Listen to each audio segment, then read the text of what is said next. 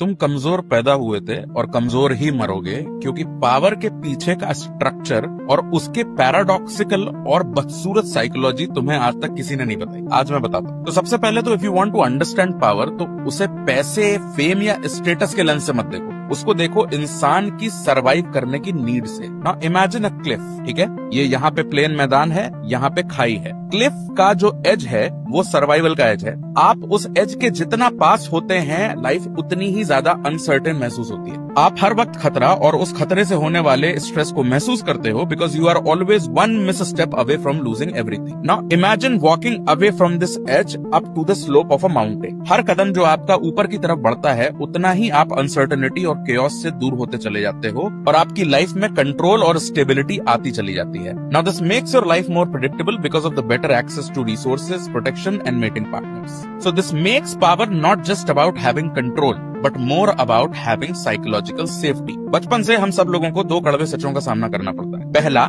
ये दुनिया हमको नुकसान पहुंचा सकती है, और दूसरा, हम सब कुछ कंट्रोल नहीं कर सकते। और ये सच हमारे अंदर एक एंजाइटी पैदा करता है, जो इस एहसास से आती है कि हमारी जिंदगी एक्सटर्नल फैक्टर्स से कंट्रोल हो रही है। और पावर किसी भी फॉर्म में दिमाग का एक जरिया होता है उस एंजाइटी को कम करने का। That's why people crave it so deeply, because it feels like freedom from helplessness. Human evolution में भी पावर सिर्फ ईगो की नहीं, सर्वाइवल की डिमांड रही है। इसीलिए आज भी हमारा सेंस ऑफ सर्वाइवल और बिलोंगिंग हमारी सोशल पोजीशनिंग से इन्फ्लुएंस होता है, जो कि इनविजिबल हायरार्कीज में एग्जिस्ट करती है, चाहे वो वर्क स्पेस में हो, रिलेशनशिप्स में हो या सोशल मीडिया पर। साइकोलॉजिकली हर इंसान आज भी खुद से वही सवाल पूछ रहा है, where do I stand in this tribe. Now जिस माउंटेन के बारे में मैंने बात की, हम सब उसकी किसी न किसी ऊंचाई या नीचाई पर रहते हैं। उसके टॉप पर बहुत कम लोग पहुंच पाते हैं, because power bye it's nature is a limited resource. और जब किसी चीज की सप्लाई इतनी लिमिटेड हो, तो उस चीज को पाने की कीमत हमेशा अनरीजनेबली ज्यादा होगी, जिसको चुकाना हर इंसान अफोर्ड नहीं कर सकता। So the question is, what does it cost to attain power? Mostly three things: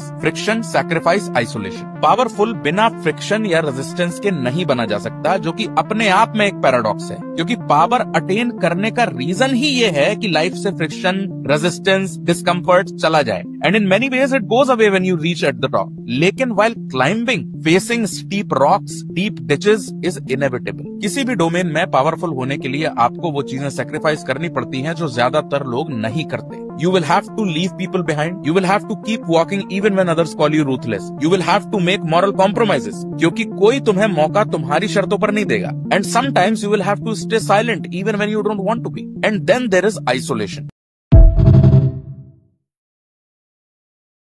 power आपको आइसोलेट इसलिए कर देती है क्योंकि पावर की पीक पर सीट्स बहुत लिमिटेड हैं। इसीलिए जब बड़े कॉलेज या बड़ी कंपनी में एनरोल हो जाते हो तुम, पुराने दोस्त पीछे छूट जाते हैं। एक क्रिकेट टीम में सिर्फ 11 ही प्लेयर्स होते हैं, या पार्लियामेंट में सिर्फ 788 सीट्स ही हैं, और इसीलिए बहुत सारे लोग चढ़ना बंद कर देते हैं, क्योंकि रास्ता बहुत मुश्किल है, and at times it is impossible, and it is impossible by design. In theory, everyone wants to grow ethically, but in reality, the system is not designed that way. Which brings us to one more paradox. हम as a society ambition को reward करते हैं और करना चाहते हैं, लेकिन same time हमको बेलगाम एम्बिशन से डर भी लगता है, और इसीलिए हमने मॉरल्स और एथिक्स इन्वेंट किए, क्योंकि अगर हर इंसान अपने सर्वाइवल के लिए बेलगाम होकर एब्सोल्यूट पावर की तरफ बढ़ेगा, तो सिविलाइजेशन कंपटीशन के वजन के नीचे आके कोलैप्स हो जाएगी। तो इसीलिए morality works as a chain against your need to survive. Morality आपको एक सोशल कॉन्ट्रैक्ट में बांध के रखती है कि आप मिडिल ऑफ द माउंटेन या बॉटम ऑफ द माउंटेन में सेटल हो जाइए। Now last but not the least, power के साथ एक पैराडॉक्स और है। इंसान ताकत इसलिए चाहता है ताकि वो वल्नरेबल होने की जगह इनविंसिबल हो जाए,